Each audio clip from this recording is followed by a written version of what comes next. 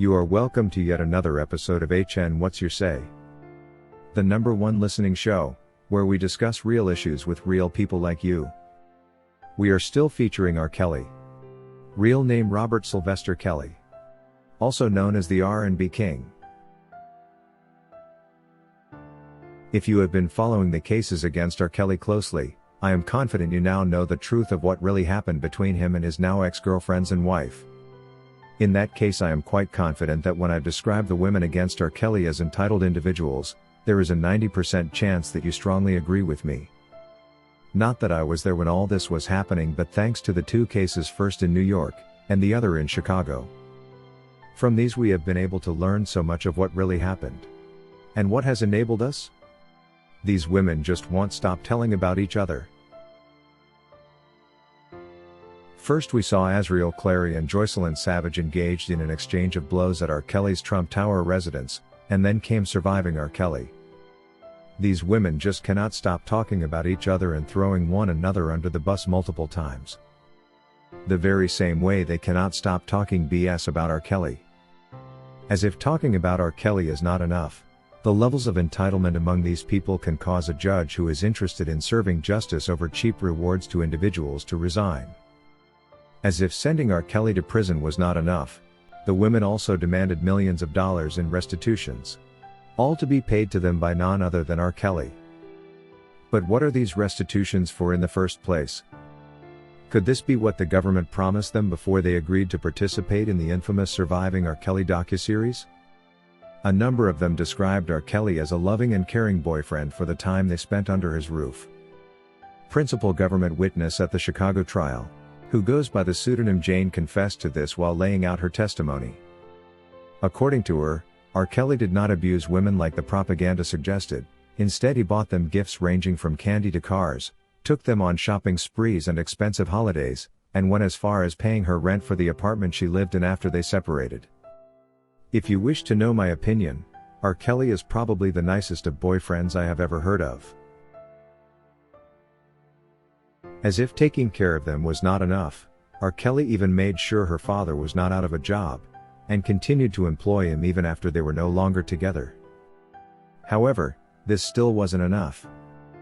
While R. Kelly spent his millions on these people, they also insisted they wanted even more millions in restitutions. And the Brooklyn federal judge was backing this, treating it like an emergency. The speed with which Judge Ann Donnelly was choosing to deal with this matter regarding restitutions for the women R. Kelly only loved and cared for was quite alarming. It all looked like 911 responding to an emergency. She couldn't wait for him to get done with the Chicago trial, or at least to get his leg treated first, as he was limping all through the trial sessions, before summoning him to attend the restitutions hearing that was meant to defraud him even more. Besides, new information unfolded during the Chicago trial that indicates R. Kelly does have a great chance of winning the New York appeal. Just why couldn't R. Kelly be allowed to exhaust his final chance at beating his case before he could be made to pay the so-called restitutions? Only this way could we all be sure he was paying a bill he deserved to pay. Until now, meanwhile, we still don't understand what the restitutions were all about. Restitutions for what? It hurts to see that these so-called survivors siphoned R. Kelly's bank accounts dry when they were with him, did the same using blackmail when they had left him, and even until now continued to torment his now empty account with demands of restitutions. I am sure it's now his remaining loyalties they want to siphon. These people can suck you to death. What hurts the most is that the people who are after R. Kelly's money all feel entitled. One may think they too are great artists to deserve that kind of pay they are asking for. Or maybe they helped him make I Believe I Can Fly. Many people have been asking how R. Kelly was able to be with all these women, but never left behind receipts of unplanned kids. Well, he would be in even a lot more trouble that way. I am so sure he would be dealing with an endless list of unpaid child support, considering the same women he took care of have succeeded in muting him. We are glad he made sure to avoid this, what would have turned out to be an irreversible event. With this situation, however, considering he never left behind receipts with these women, all he has to do is win his case.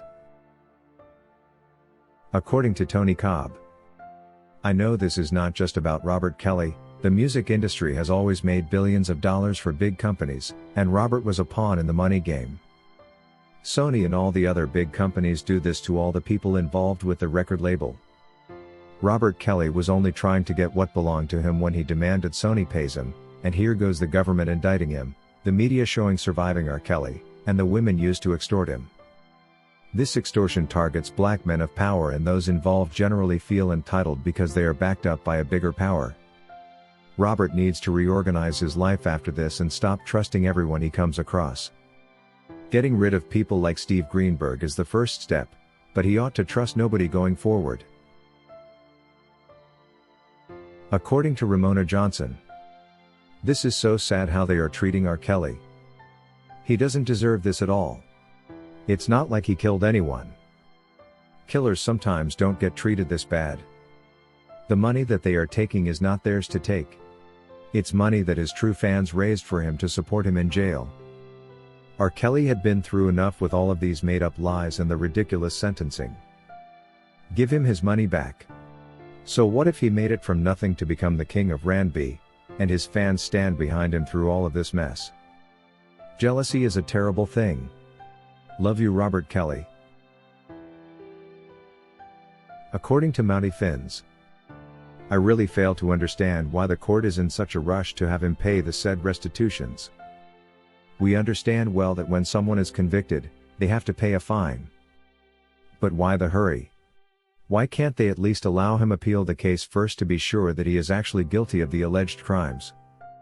The courts are themselves acting like a racketeering syndicate against R. Kelly. They feel so entitled to get wins in court at all times, to lie under oath and get away with it, and to take what belongs to R. Kelly. What R. Kelly is going through is hard to conceive. It's as though he has never owned anything in his life.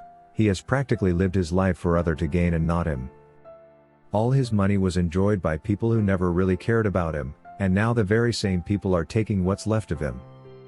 It's actually him being used and abused. Not the other way round. Let's continue to support him as much as we can." He says the presence of his fans and their support is what keeps him going.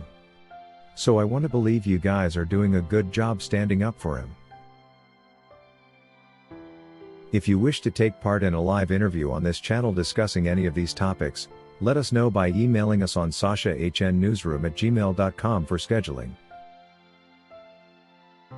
That is all we had for you today on HN What's Your Say? To keep updated whenever we post a new video, subscribe to this channel now. Also remember to hit the bell icon and enable notifications. And feel free to share your opinions with us in the comment section below, and let us know if you would like us to publish your views in our next release. We value all our subscribers' opinions.